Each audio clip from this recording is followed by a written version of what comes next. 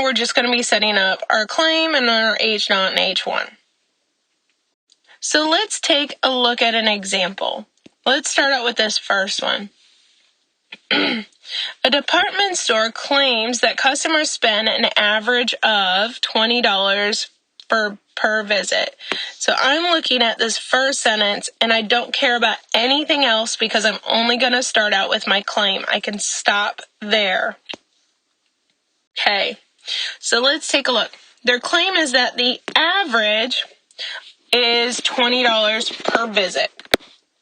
Well, remember, with our claim, the first thing that you should be picking between is whether or not you're going to be using P, mu, or sigma. And the fact that they told you that we were looking for the word average is another word for the mean. So we're going to be using mu. So we'll start our claim out with the mu symbol. Now, the next part is, which symbol are you going to use in the middle? Are you going to use a less than or equal to, a greater than or equal to, an equal to, a less than, a greater than, or a not equal to? Well, notice that they also said that they want an average of 20. Not less than 20, not greater than 20. They said exactly 20. So we're going to use the equal to symbol because we want exactly 20. Now the value comes on the other side. Well, what value is it that we're looking for? We're looking for a value of exactly $20. Next, we need to figure out where our claim falls, whether or not this claim is going to fall as our H0 or our H1. Now notice this is going to be based on whatever inequality appears in your claim, which in this case is an equal to. Remember, if you have any kind of equal to, we are going to place our claim because of the equal to as our H0. So that means I'm going to carry this claim, mu equals $20 to our H0. Now, that means I can now fill in the other one that I'm missing. Remember, they have to be complements or opposites. So what's going to be the opposite of mu equaling $20 is going to be mu not equaling $20. Now, I do want to write which one is the claim and get in that habit. It doesn't help me now, but when I do these full, long hypothesis testing problems, it's going to help me a whole lot later if I say which one was actually the claim. But I'm done. That was all they wanted me to do, was do the setup. This is only going to be your step one of your hypothesis testing, is setting up the claim, the H0 and the H1. The problem is if you do not set this up correctly, your whole problem will end up being wrong. It will throw off all your answers. So take the time to make sure you know how to set these up properly first before you dive into the homework.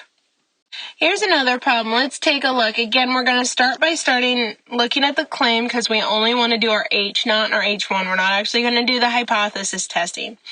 And this one says, an executive in the tobacco industry claims that smokers need less sleep than the general public, which needs an average of 7.7 hours. So let's take a look at what they're trying to tell us. So let's start out with the claim first. And remember, with our claim, we have to first decide between what symbols. We're going to use P, mu, or sigma. And then we'll deal with our inequalities that we have to choose from. And then we'll talk about what kind of value goes last before we even get to our H0 and our H1. Well, the first thing that they mention is that the symbol we should be talking about should have to do with average. Remember, average is just another word for mean, so we're going to be using the mu symbol again. Now, what else did they tell us? They told us that we were going to be talking about whether or not they need less sleep was the claim. So less, notice they said less, not less than or equal to, so that's just a strictly less than sign. Less than what? Well, the value that they used for this was 7.7 hours. Okay, now the question is, now we have our claim, where does this go? Does it go in we've got two options as our H naught or our H1.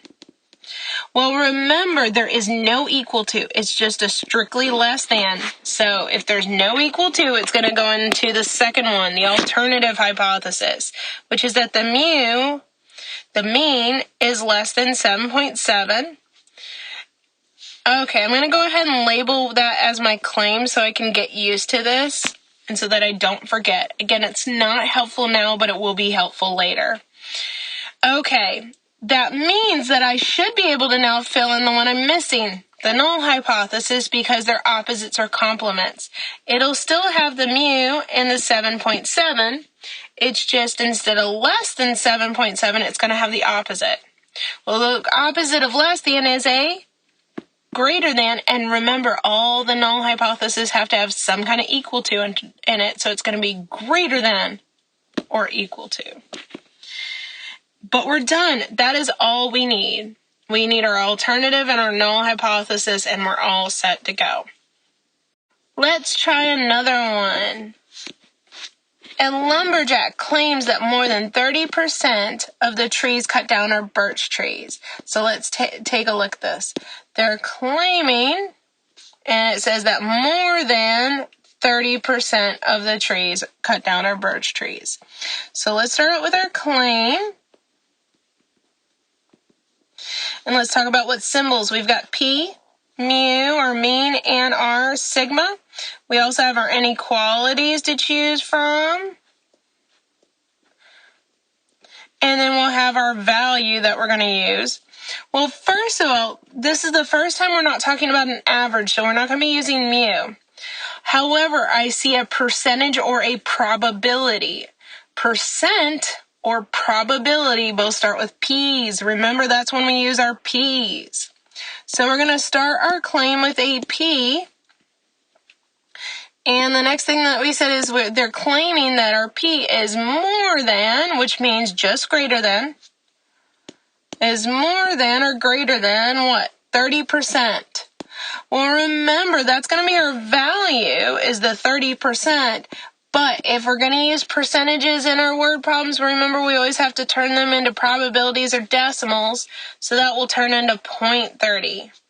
So let's go ahead and use 0.30. Or 0.3, however you want to write it. Now, the question is, where is this claim going to fall? Is it going to be my H naught, my null hypothesis, or is it going to be my H1, my alternative hypothesis? Well, let's look at the symbol once again.